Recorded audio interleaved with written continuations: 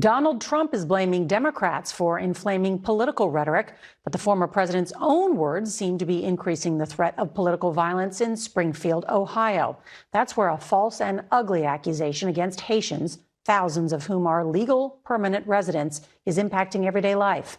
CBS's Nicole Killian reports on the growing controversy. That's the establishment media hacks at CBS using yet another attack on Trump's life as an opportunity to spin the news and fearmonger by blaming him for the unsubstantiated nonsense hate crimes against Haitians in Springfield, Ohio. Welcome to Nerk News, I'm Nerkish, and Democrats seem to really be living up to that Churchill quote about never letting a good crisis go to waste. Because within moments of Trump's recent attack, political hacks came out of the woodwork to push and reinforce a singular narrative, and that is that it's basically his fault for constantly noticing things that elites are doing. Today's apparent assassination attempt comes amid increasingly fierce rhetoric on the campaign trail itself. Mr. Trump, his running mate J.D. Vance continue to make baseless claims about Haitian immigrants in Ohio.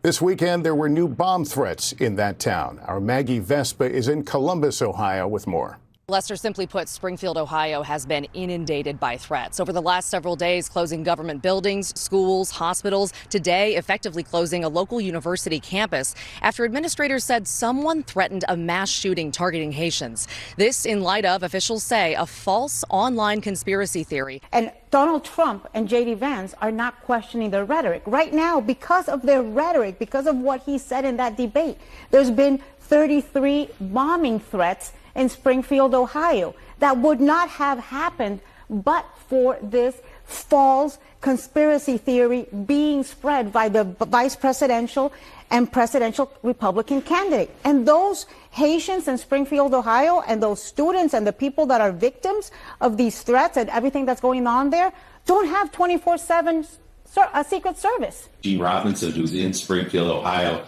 on the ground there as 2 more elementary schools face bomb threats. Now 6 schools in Springfield having to close for periods of time because of bomb threats, kids missing these early days of school, parents having to deal with all that directly because of a lie that's being told, because of fear being whipped up about a group of legal immigrants, Haitian immigrants.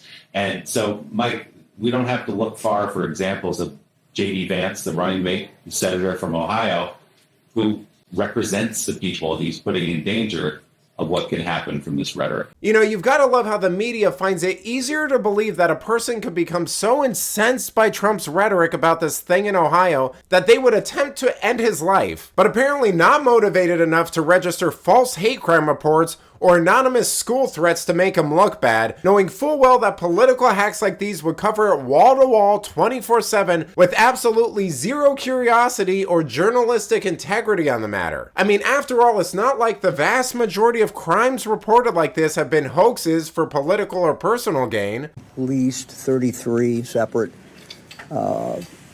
bomb threats, each one of which has been responded to, and each one of whom has been found as a hoax. So 33 threats, 33 hoax. I want to make that very, very clear. None of these had any validity at all. We know that people are very, very concerned, and we have taken some actions, and in a moment I'll let Andy Wilson go into more detail. But we've moved resources into Springfield.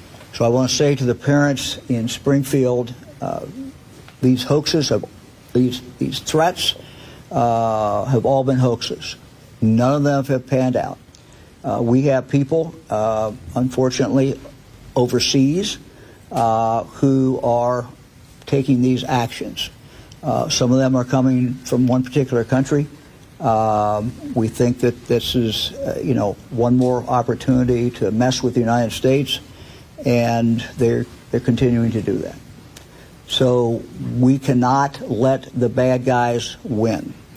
Our Our schools must remain open. You know, just when you think you can't despise corporate media enough, they go and show you how wrong you were. I mean, I haven't heard or seen a single clip of anyone bringing this up whenever one of these politically motivated hacks uses it as mud to sling at Trump to justify him getting attacked. These cry bullies will whine all day about victim this and victim that, or how you shouldn't hold certain people accountable for their actions or state the truth, because it might create more issues for them. But none of that comes into play apparently when they use every opportunity to slander Trump and his base to justify recent attacks like this against them. Because after all, according to establishment media, Trump and his base are forcing them to push inflammatory rhetoric and lies 24/7. But let me know what you think. Is what happened to Trump justified because the media was forced to tell lies about him nonstop? Let me know in the comments, and if you enjoyed this video, please give it a like and subscribe to the channel. That stuff really does help us out. Until then, this has been Nerk News. Thanks for watching. Bye!